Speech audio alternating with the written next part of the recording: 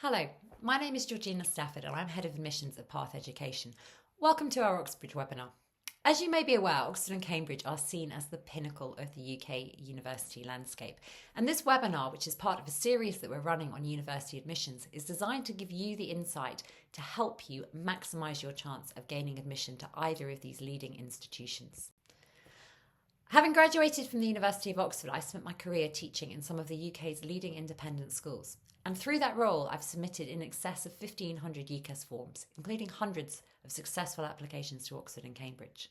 Through our work with Path, we focus on supporting families to achieve that desired goal, to achieve a place at either Oxford or Cambridge or any other chosen university, and to make sure that every aspect of your application is tailored towards the precise demands of those institutions. So, first of all, what makes Oxbridge different? Well, firstly, the reputation. Particularly if you're talking to people internationally and you're naming UK universities, or you ask them to name UK universities, there will be two that they can tell you about. They might be able to tell you about others, but the first two names out of their mouths will almost certainly be Oxford and Cambridge. If you talk to people in the UK and ask them, well, what's the best university? They'll almost certainly say Oxford or Cambridge. It might not be necessarily reflected in the league table at the moment. Somewhat surprisingly, St Andrews topped the Guardian this year rather than the traditional Oxford or Cambridge, but that's not necessarily going to be what is in the public psyche. They are a permanent national shorthand for academic excellence. It doesn't matter that they're not top of the league table for the Guardian this year. In most years, in most league tables, they will take it in turns to top. There is a real prestige associated with these universities, and if you're looking at the international rankings, they are the ones that are consistently the best ranked in this country. Going to Oxford or Cambridge becomes a shorthand for knowing about your subject, for having a really, truly excellent education. And as such, it's valued by employers and it's valued as a platform for further study, if that's the direction you want to travel in. Another thing that's really different about Oxford and Cambridge, and is unique to them and the University of Durham, to be fair, is the collegiate system. Both Oxford and Cambridge are made up of over 30 different colleges. Those colleges form a sense of community.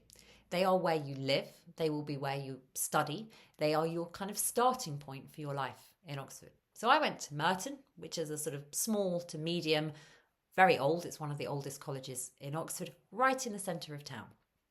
And that was my personal preference. But your personal preference might be for somewhere bigger or more modern or further from the centre of town. And that is really significant. You get to feel what your college is like. Colleges also perform a role in the admissions process, particularly at Cambridge, where there is some deviation on entry requirements between the different colleges. Yes, your personal preferences matter. Yes, the different entry requirements matter. Yes, the fact that not all colleges offer all degrees matter. But there are also other strategic considerations, and I think this is something that's sometimes overlooked by applicants. Not all colleges are created equal in terms of how easy it is to secure a place. Some are significantly more competitive than others. And really understanding what that landscape is, which college is going to give you the best chance of gaining admission, can be a key part of making a successful application.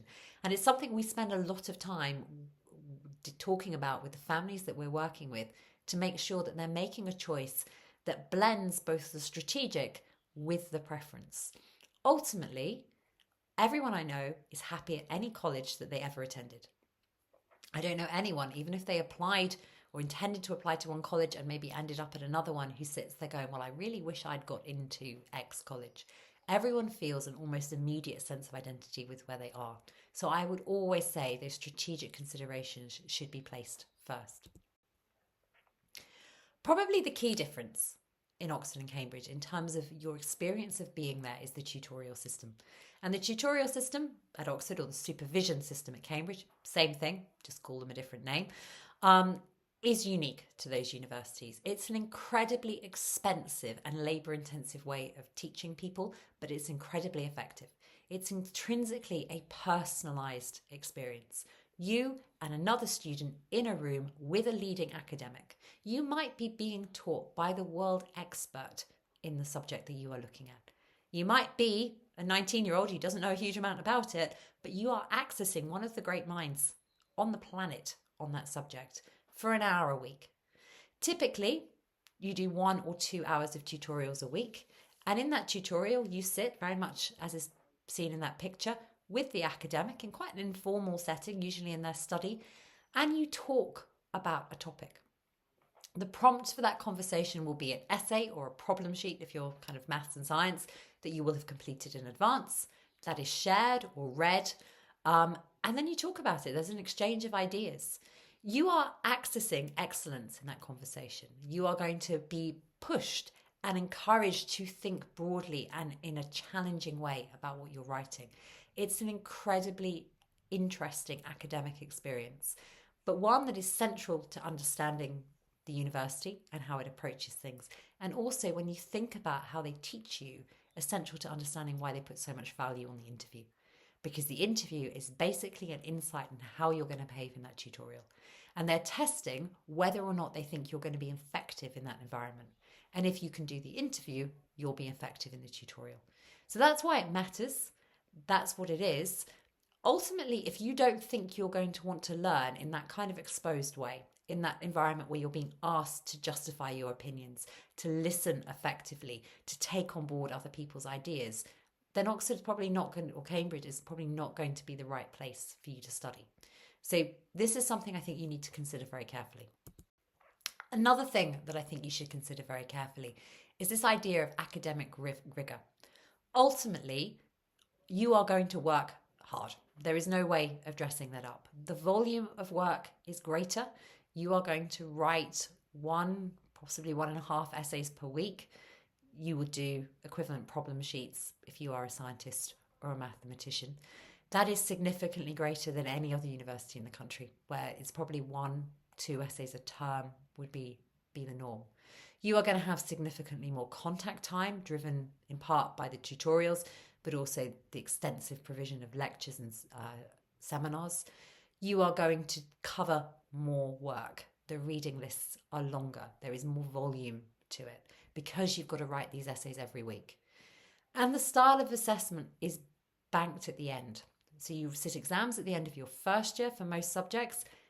They do not count towards your final degree. And then you sit your final exams at the end of your third or fourth year, depending on the length of your course, which form the entirety of your degree. At the most, there will be one component of coursework in the form of a thesis, but everything else rests on final examinations. If that is something that strikes fear and dread into your heart, this is not going to be the right kind of university for you. If you do not want to put in the hours, this is not going to be the right kind of university for you. It is estimated on the various surveys that are done by the National Union of Students that Oxford and Cambridge students work somewhere between 10 to 15 hours a week more than anyone else. They are doing a 40 to 45 hour week. It is like having a full-time job. This is not to the exclusion of everything else. These are universities where there is a culture of working hard and playing hard. The extracurriculars are exceptional at these institutions, be it sport, be it music, be it drama, or indeed anything else. You are also going to have a social life if you want one. There is plenty of things going on.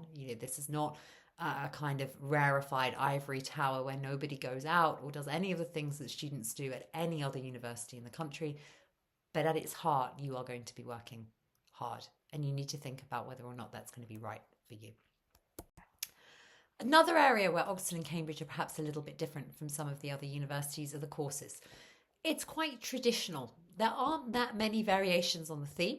There particularly aren't that many kind of innovative or new courses. If you're looking for something on AI, you're not going to find an AI course at Oxford or Cambridge. You will find AI covered within the computer science programs, but the kind of very modern, very reactive course titles, that simply doesn't exist at these institutions. Likewise, joint honours combinations are more limited. They have grown in recent years. In the last sort of 20, 25 years, you're seeing more combinations of subjects available, but it's still a lot more restrictive than what you would see anywhere else. Not all courses are offered at both, and that quite often can be the key factor that helps people choose between Oxford and Cambridge. That's quite an important decision, and one that we certainly spend a lot of time working with our clients to make sure they're making the right one. There's a lot these universities have in common, but they are quite different. And one of the things that makes them different are these courses. If you want to study PPE, very famous degree, lots of British prime ministers and things have studied it in the past. It's philosophy, politics, and economics. You can do that at Oxford, you can't do it at Cambridge. The only way you're going to get politics at Cambridge is through human, social and political sciences, HSPS. They're very different degrees. If you think you might like to do something on Anglo-Saxons, maybe that period of history is really interesting to you, Anglo-Saxon, Norse and Celtic at Cambridge is a great degree, but it doesn't exist at Oxford.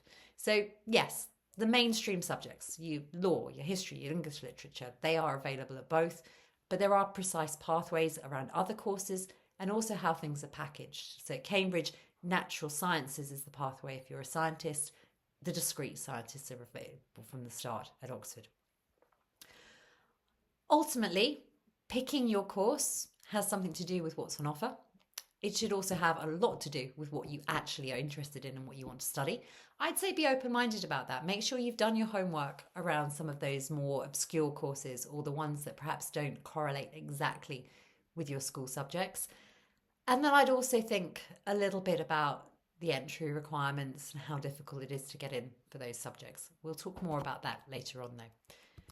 So, what are they looking for? You've worked out that you might like to go. You might have even worked out what course you might like to study. What do they want from a student? Well, first of all, they're going to want an academic profile. There is no escaping this. These are highly selective universities that are going to look at hard data to determine whether or not you are a suitable applicant. They are going to think about your GCSE grades. Oxford, perhaps a little bit more than Cambridge, focus on this. There is no stated minimum entry requirement. You're not going to find something on the website that says you must have this many 9s in your GCSEs.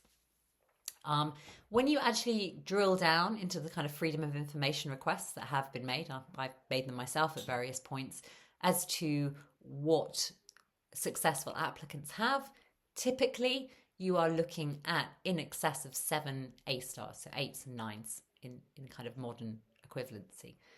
It's never exact. There are always students with lower profiles. Quite often those have kind of contextual flags. They're from disadvantaged backgrounds. But if you're from a well-performing school, stable background, you need to be thinking a majority of 8s and 9s in your GCSEs, realistically, for most candidates in most courses.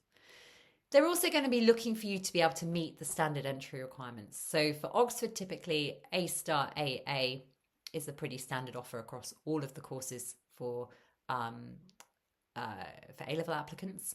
For IB applicants, Oxford is typically 38 to 39 points. At Cambridge, slightly higher. So typically you're looking at A star AA for the arts subjects, but A star A for the maths and science subjects. IB significantly higher at Cambridge, 41 to 43 points. They are looking for candidates who are predicted those grades. I think it's worth saying that typically candidates who are successful typically achieve more than that.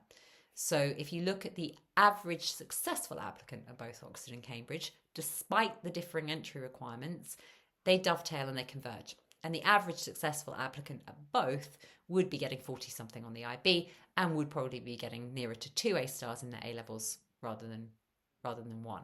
So see those as a kind of minimum standard. They're looking for you to be able to achieve that relatively comfortably in most cases for most successful applicants.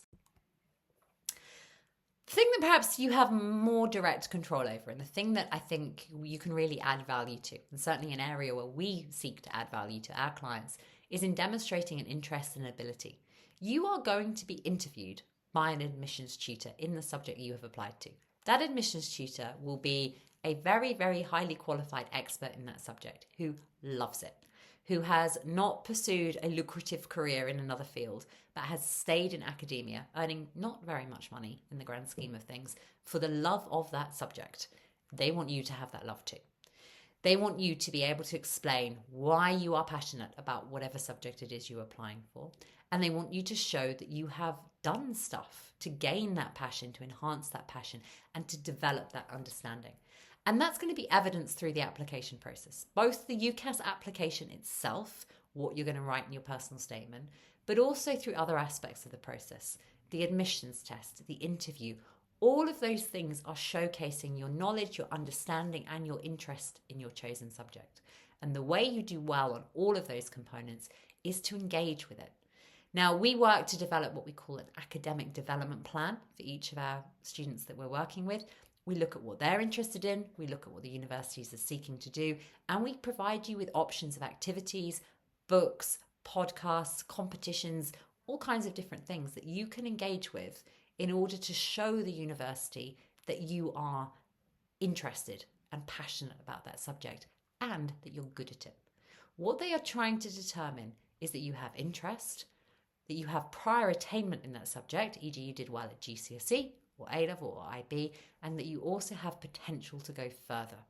I was talking to an admissions officer at Cambridge not that long ago, and she was saying, well, actually, we're in this really fortunate position now that so many of our applicants would be able to cope with a degree here, that they are all well qualified, that they are all in a position where actually they wouldn't be out of place. So what we're now looking for isn't that you just fit in, but that you have the capacity to get a first. So that idea of potential, of teachability, of that you haven't reached your ceiling at A-level or IB is really what they're trying to determine.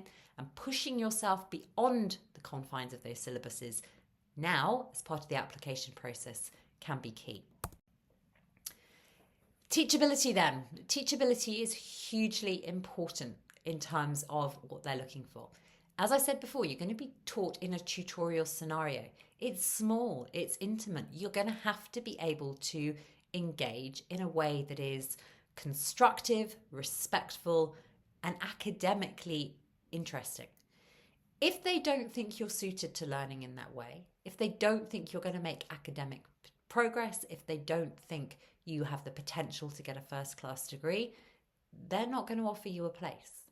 So a lot of that is going to be gleaned from the interview, some of it also from the admissions test, particularly that around that kind of idea of your ceiling.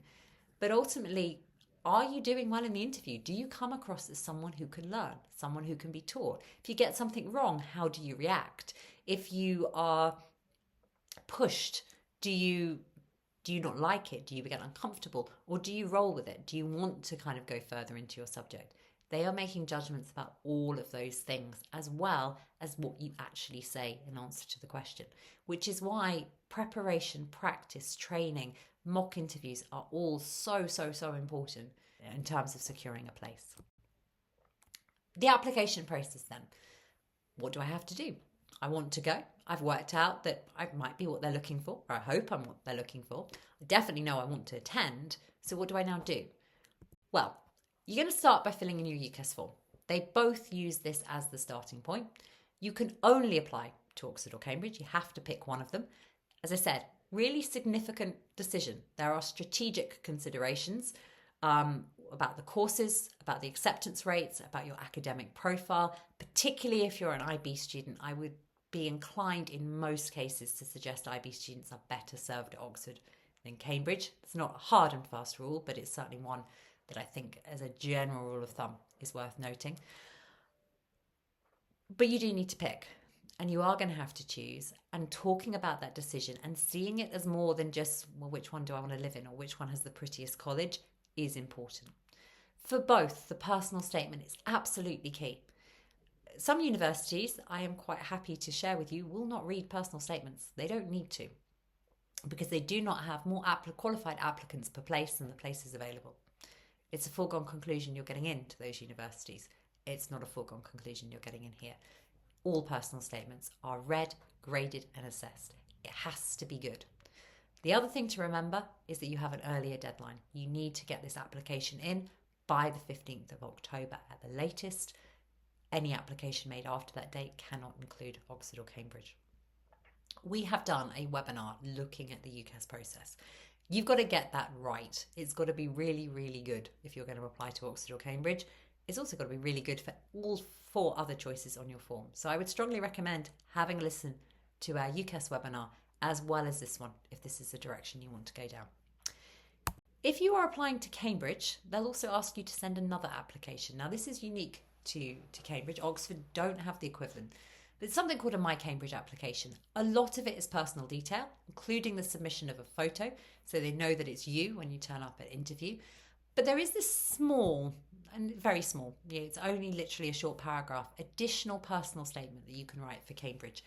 And it gives you the opportunity to talk about why you want to be at Cambridge. I would focus predominantly on the course, particularly if your course is an unusual one and one that isn't offered elsewhere. So if you're applying for ASNAC or Human, Social and Political Sciences, there's no equivalent to those degrees at other universities. So your personal statement is probably a little bit more generalised. You can really drill down into the specifics. Even if you're applying for a more standard course, like a history, for example, talk about the specifics of the Cambridge course. They don't need to hear a load of cliches about, it's an excellent university or the tutorial system. That's not personal to you. So try and make it tailored, try and make it precise. This is significant. They have created this additional stage in the process. You need to make sure you give the My Cambridge application statement the same kind of care and attention that you've given your main personal UCAS statement. Ultimately, it can sometimes end up being a little bit of an afterthought. It's a week after you've done the main personal statement, then this comes through. It can be a bit hurried. Don't. Make sure you do this properly. Get input, get guidance, get support to make sure that it's right. Oxford and Cambridge then basically create additional admissions hurdles, filters. Everyone sends a UCAS form. They've got far, far too many applicants. If you're looking at the most competitive courses, you will be looking at 18, 19 applicants per place. How do you get from 18, 19 well-qualified applicants per place to one? You've got to filter them. You've got to sieve them through. The problem, in a way, with Oxford or Cambridge is it is its own filter before you even start. Very few people apply to Oxford or Cambridge unless they are very well qualified. So they're not going to get a lot of traction by looking at the A-level predictions or the IB predictions or the GCSE grades. So they start testing you. And most subjects now have an admissions test.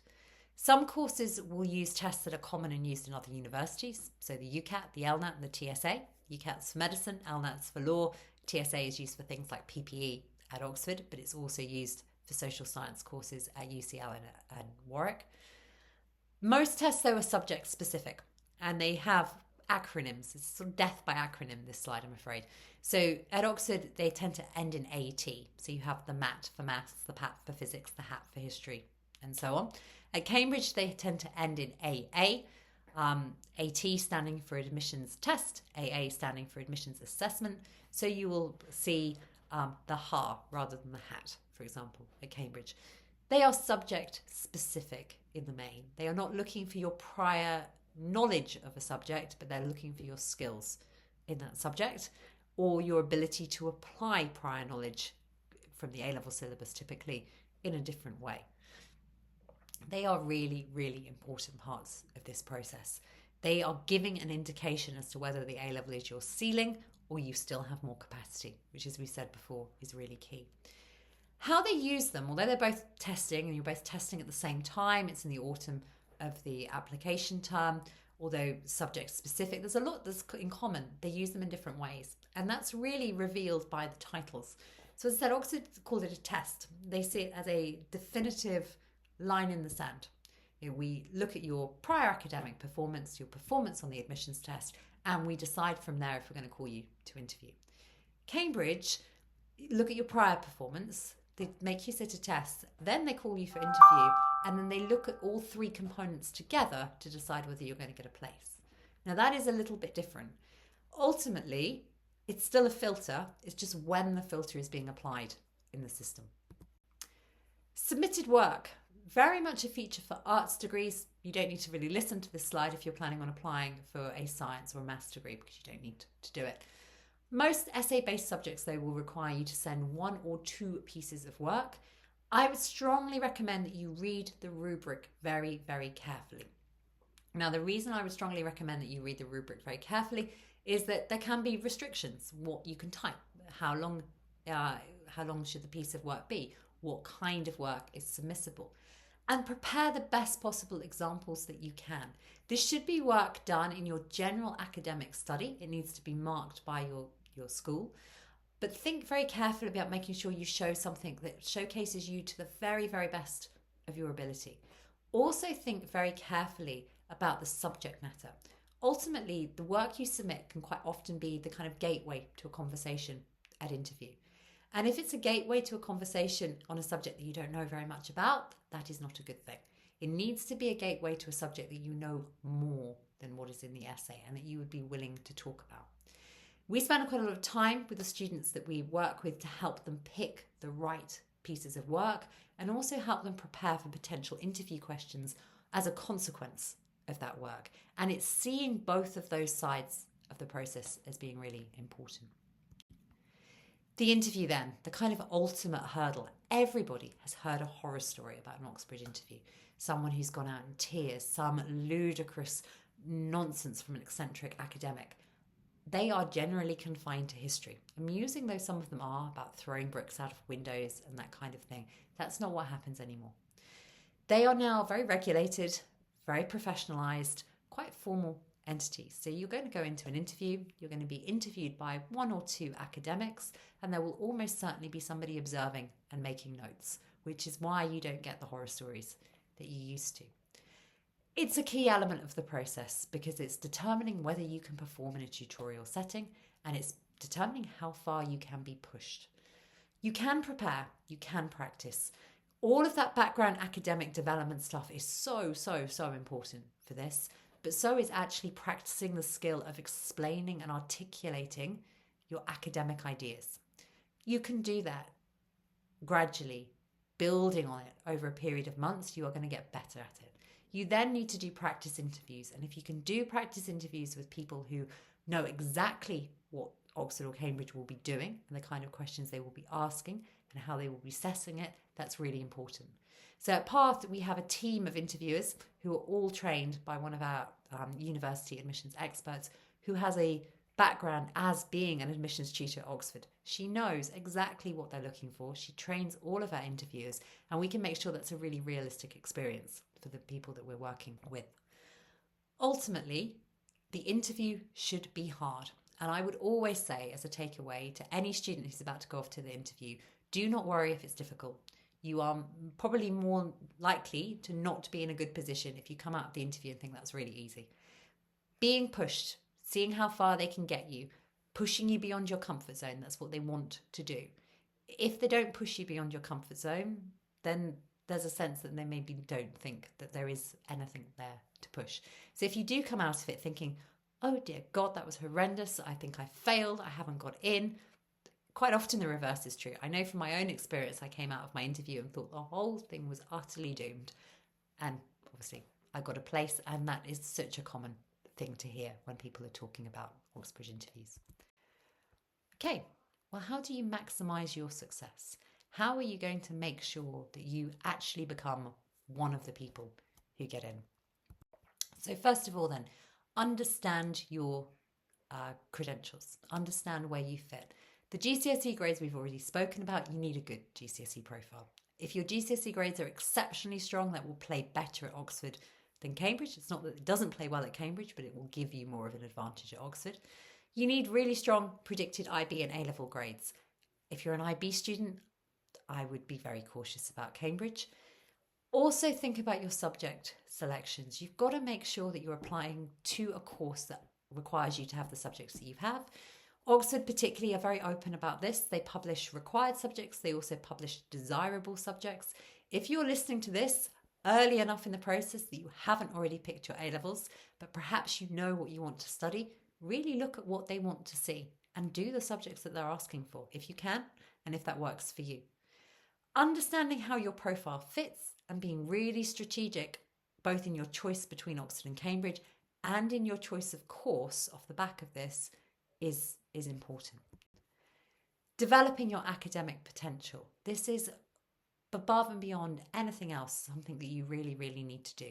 If all you do in preparation to apply to Oxford or Cambridge is the work that is set in class, your homework, you work towards your A-levels, you're not going to get in. You need to be able to show engagement beyond that, and you need to show subject knowledge beyond that. So you need to think about what you can read. Reading is by far and away the best way to access the information on the level that you need. But you don't necessarily have to read books. You can read articles and journals. You don't also just have to read. And I think sometimes maybe parents particularly say, well, you need a reading list. Actually, what you need is a list of activities and other things. And certainly when we work with our clients, yes, we will give you books and articles and things to read. But we'll also suggest clubs that you can join in school. You know, if you're you want to read natural sciences at Cambridge, join the Physics Society at your school. If you want to read politics or PPE, go and do some MUN, so you've got some insight into international relations. That sort of thing matters as well. It's not that you've done MUN, it's the fact that that provides a gateway to talk about the time that you were the advocate to the ICJ and you were looking at a case of war crimes in the Ukraine. That's the kind of area where you can show a really detailed academic knowledge from a platform of doing an extracurricular activity. MOOCs are fantastic, mass online courses. All kinds of universities, including Oxford and Cambridge, run MOOCs. If you're saying, look, I'm going to spend 6 weeks for an hour a week doing a course on Saxon literature, could not be more perfect if you're applying for Anglo-Saxon, Norse and Celtic. Podcasts are great, very much a very modern platform, but there are some brilliant podcasts out there. If you are applying, and this is very much my end of the academic spectrum, but if you're thinking HSPS, PPE, you should be listening to every week to Trip, The Rest is Politics. Alistair Campbell, Rory Stewart, talking about political issues of the day. You should be listening to it, you should be thinking about it, and the things that interest you. If they're talking about the Dutch election, for example, go away and then do some more research on it. These are kind of like gateway drugs. These are an entrance to a world of academic insight and study. Use them as such. Radio programs, again, something you can kind of do while something else is going on. I think that's quite helpful. If you're in the car, if you're on the bus, if you're in the gym, pop your headphones in, off you go, you can listen. Radio 4, BBC Radio 4 is a wealth of resources. If you're a historian in our time, if you are applying for law in action, these weekly programs, an hour a week, and the whole back catalogue, dating back decades in some cases, available at your fingertips. In our time, again, I'm going back to my own subject area here, but 2 or 3 leading experts, quite often academics from Oxford or Cambridge, in a radio studio talking about a historical figure or a book or a period of history or an event or a painting. That's gold dust. Just pick the ones that interest you or fit with your ideas. Essay competitions, another fabulous thing to be taking part in, predominantly offered by Oxford and Cambridge. You don't have to win. The taking part is genuinely important here. I know everyone says that about every competition in the world ever. It's the taking part that counts. Here it genuinely is. Because if you write an essay of your own volition that no one's forcing you to write on a topic of your choosing that you've gone away and researched, you can talk about that in your interview. You can say, well, I was doing my research for my Cambridge history essay competition, and I was doing it on the Byzantine Empire. And I've never studied that, but it was really interesting to read about this. That is helping you. If you win, bonus, fabulous. Who doesn't want to put, I won whatever competition in their reference or their personal statement? But the taking part very much counts. Also think about things like documentaries. There's no reason we can't watch things that are academically engaging. And going to things. Exhibitions are fantastic. There are all kinds of exhibitions, lectures, things like that put on all over the country by universities, by museums. Engage with what's out there. Showing the engagement's important. Showing that you've thought about what you've heard is also really important.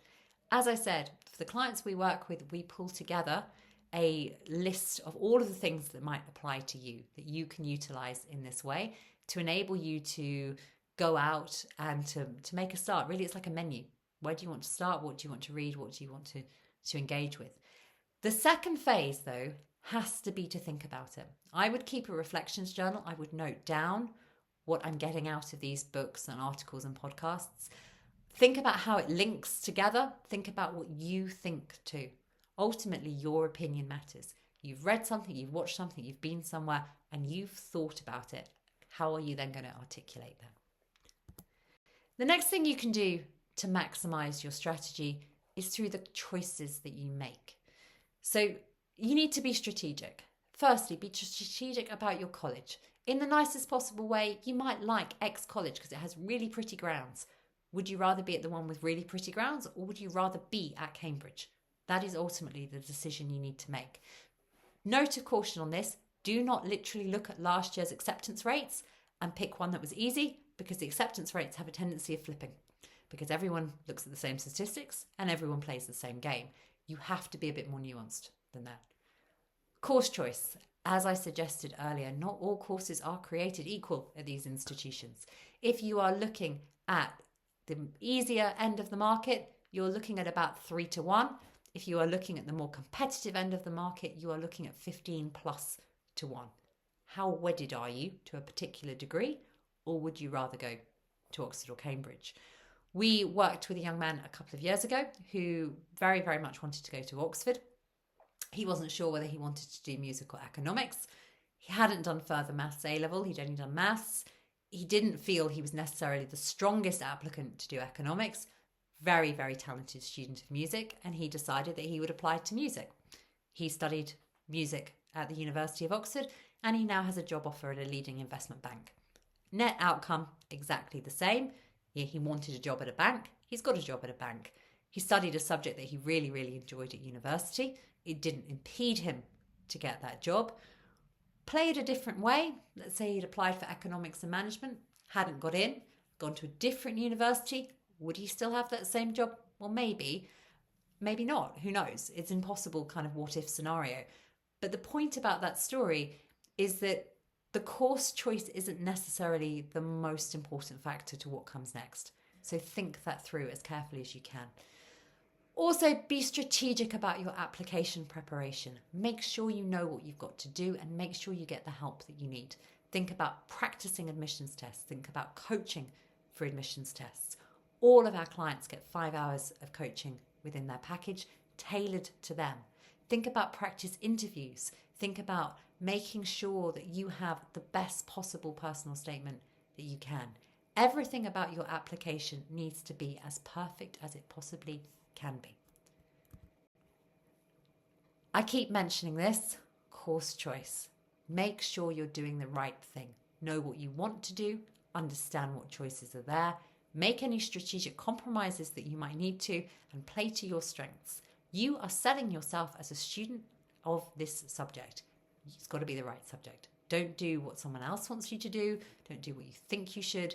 Do what you think is right for you and is going to be right. Prepare and practice. Again, I mentioned this when we were looking at the strategy. Know what you need to do. Get the right resources. Get the help you need. Get the feedback you need from experts and take your time. You wouldn't go into an A-level exam on kind of 2 weeks' work. Don't go into an Oxbridge admissions test on 2 weeks' work. Make sure you're planning how you're going to do it. You wouldn't see the interview in the same way. You wouldn't go in to a really significant exam with one 30-minute practice. You'd do multiple practices. You'd look at what's needed. You'd practice. You'd refine. You'd get feedback. See it in those ways. The more effort over a longer period of time you can put into this, the more successful you are likely to be. Ultimately, there is a little bit of dark arts going on with this. There are games that you can play and strategic choices that you can make, and talking to people with genuine insight and expertise in this can be really, really helpful. But there is an element to which academic potential plus hard work will get you a significant amount of the way. And if you are prepared to channel that and you know how to channel that, you are likely to make a very effective application. We are very successful in terms of supporting Oxbridge applicants because that is the guidance that we give, that we make sure that everything is maximised and everything is done to the highest possible level. Thank you very much for listening. I hope you found that helpful. As I said, we have 2 other webinars that may be of interest, one on medicine and one on UCAS that very much kind of interlink with this. So if you are obviously applying to Oxbridge, you're going to be making a UCAS application. If you are a medic considering Oxbridge, you obviously need to be thinking about both. If you think we might be able to help you and you are interested in booking a free consultation with one of our consultants, then please do look at the link in the caption below. Many thanks.